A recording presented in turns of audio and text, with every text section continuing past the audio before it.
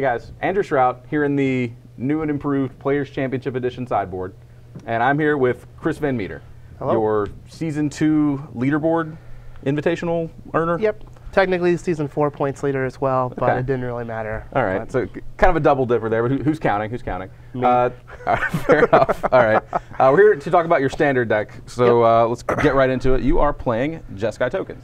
To the surprise of probably nobody. So this is not a new deck exactly, but we'll go over it pretty quickly for those that at home that haven't really been following. So just real quickly, take us through the cards. Well, these are the creatures in the deck. We have 4 Raise the Alarm, 4 Hurtling Outburst, and 4 Goblin Rabblemaster. Okay. They all generate tokens. Sure. Rabblemaster, at the beginning of your combat, but Outburst and Raise the Alarm also generate tokens, which work very well with Jeskai Ascendancy, which is the namesake card of the deck. Okay. So in addition to the token makers, we have some non-token threats. This is basically threat / engine / win condition / cool portrait. Yeah, it's just the card is a mistake. We're going to end up seeing that as the formats continue to change, be it in Legacy, Modern, and in Standard.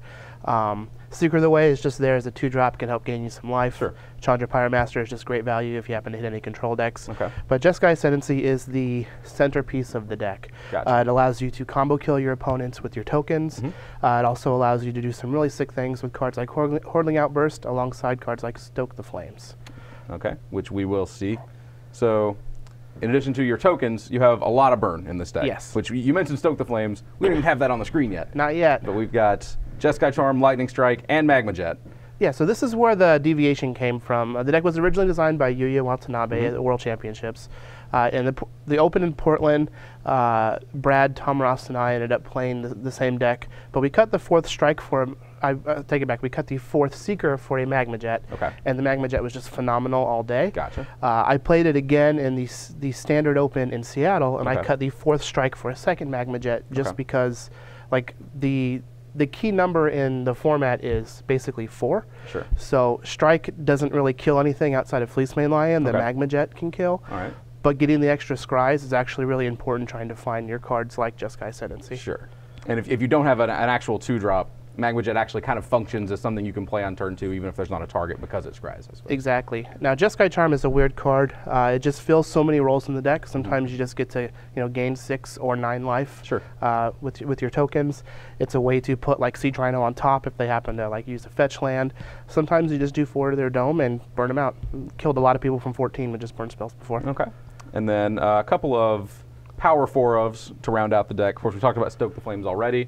Yep. But it just throws fire at the head. Yes. And we have Treasure Cruise, which is, outside of Jeskai Ascendancy, in my opinion, is the best card in the deck. Sure. I feel like it's probably the best card in Standard, to be completely honest. The card is just very overpowered, especially alongside Jeskai Ascendancy. So Ascendancy is like the centerpiece of the deck. It holds everything together. You have your tokens, get to take advantage of the Convoke on Stoke the Flames, but you also just have 4 Ancestral Recalls in your deck, which just end up making games really absurd because people want to try and grind you out when you have these cards, but then this just makes it not possible. It's a powerful effect. Yeah. So we'll kind of breeze through the mana base. Not any reason to actually talk about it specifically. It's a mana base. I want to ask you really quickly. You mentioned that you played this deck in Portland. What was it that drew you to this deck in the first place? Well, actually, it was Brad that told me that the deck was just absurd. I'd been working with BBD on a red-white deck. Sure. And when I got to Portland, Brad was just like, this Ascendancy deck is ridiculous. I've been playing a bunch with it. I played a couple games with it and was hooked instantly. And I've just been playing it since then. I played it again in Seattle at the Standard Open. I didn't play it in the Invitational because we wanted to try and metagame the Abzan decks, which didn't really work because sometimes you just don't play against Abzan. Sure. And now I'm back on this tokens deck. Biggest reason is familiarity. I feel like the Standard format really, benefits the grinder. Sure. Anybody that has been playing a deck for a while knows the deck in and out, the sideboard, all the different matchups. Okay. Like, I don't think that there's a worse matchup in Standard than 60-40. So at the very worst, you might be a 40% dog, which you can make up with skill and being familiar with your deck. So just playing something that you know very well is much better than trying to break the format, because I don't think the format can be broken. The cards are just also powerful. Absolutely. And if the format can be broken, then I think the crazy, modern, troublesome combo engine and Ancestral Recall is... It's probably the one that's going to do it. That seems reasonable. You talked about metagaming for the Invitational. This is an even smaller tournament. Yes. You know basically all of the players. You're friends with a lot of them already.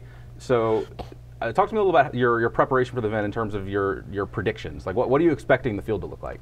Well, I feel like the predictions is the biggest part of this, especially for those of us that traveled to Seattle and played in the Invitational.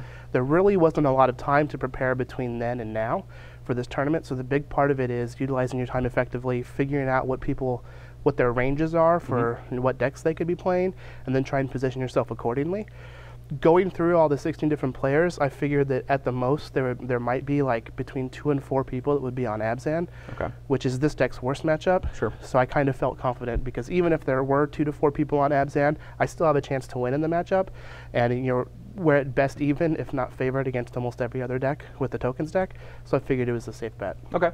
So we'll kind of breeze through to the sideboard real quick. The reason I wanted to bring up the metagame in particular because you mentioned that you hadn't deviated much from Yuya's original build with the main deck, but that the sideboard you had kind of made a few more tweaks. Yeah, the sideboard is a bit of a mix between Dylan Donegan's sideboard from the Invitational and Yuya's sideboard. Okay. So Yuya's sideboard had like 3 End Hostilities, the Elspeth and Anger of the Gods, 2 magma sprays, just like a bunch of spot removal and sweepers. Because against a lot of the decks, you just want to sideboard into this control deck. All right. But I feel like that's a known quantity now at this point. Sure. And I think that the Abzan mid-range decks are kind of taking over the Abzan whip decks. Okay. Since people are like on Doom Lake Giants to fight Hornet Queen, so it's not a big trump, so you might as well just be as aggressive as possible. Gotcha. So my plan for this Invitational is I still have the Elspeth, as we'll see, but I've cut a stroke. We have a couple negates so that we can counter cards like Drown in Sorrow. Okay. And my plan against the Abzan decks is just bring in Brimaz, keep my Rabble Masters in, and use cards like Glare of Heresy and Elspeth to handle their Siege Rhinos, and just actually attack them and not try and combo them. All right. Just kind of clear the lanes and get in with your little ground pounders. Yeah, like all the cards that are good against Brimaz are bad against my deck. So I'm hoping that their Heroes Downfalls and Murderous Cuts are not in their deck post board. Okay. They just have a bunch of Bio Blights and Drown in Sorrow and then just lose to a 3-4. All right. That seems like a reasonable plan. Of course, Disdainful Stroke to basically keep the board clear. 2 of Erase. This is for the mirror, I suppose. Well, Erase isn't all that great in the mirror. I'd rather have Glare of Heresy, but it's mainly for the whip decks because it hits whip and Doom Lake Giant. Gotcha. And sometimes can snag a Corsair. Okay. 2 negates and 1 Elspeth Sun's Champion. Couldn't quite get away from it. I still like the Elspeth against all of the Siege Rhino decks. It's also very good against the control decks. Sure. So like Jim Davis and Gerard Fabiano, I'm going to put them both on Dig Through Time decks in Standard.